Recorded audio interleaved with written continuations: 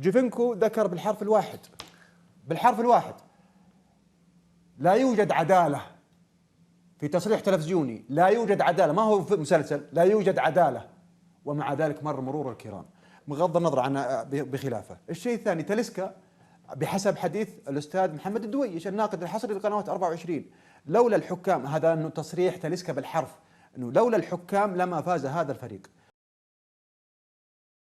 كشف عدد من الإعلاميين عن كواليس جديدة في معاقبة البرازيلي أندرسون تاليسكا نجم الفريق الأول لكرة القدم بنادي النصر، بالإضافة إلى رئيس الهلال فهد بن نافل.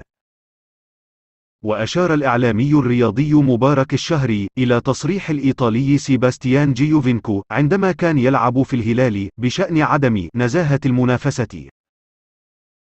وأوضح الشهري في تصريحات تلفزيونية أن لجنة الانضباط والأخلاق بالاتحاد السعودي لكرة القدم لم تعاقب جيوفينكو بسبب هذا التصريح، وهو ما قد يحدث مع تاليسكا.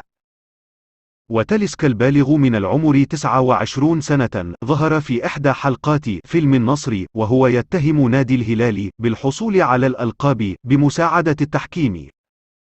وبالإضافة إلى سيناريو جيوفينكو، أكد الشهري على أن الجهة التي نشرت فيلم النصر لم تأخذ إذن النادي لعرضه، وهو ما قد يلعب لمصلحة تاليسكا أيضا.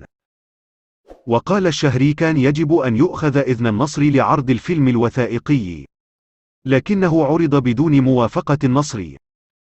وأضاف لجنة الانضباط أرسلت خطاب رسمي للنصر لطلب رد تاليسكا. تاليسكا رد بأن المقطع قديم وليس فيه اتهام مباشر. ومن ناحية أخرى، نفى الإعلامي الرياضي فهد الرقي إمكانية توقيع عقوبة على بن نافل بسبب تصريحه بخوف اتحاد الكرة من توثيق بطولات الأندية. وشدد الرقي على أنه لا يوجد أي شخص من اتحاد الكرة قام بتقديم شكوى ضد بن نافل بسبب هذه التصريحات.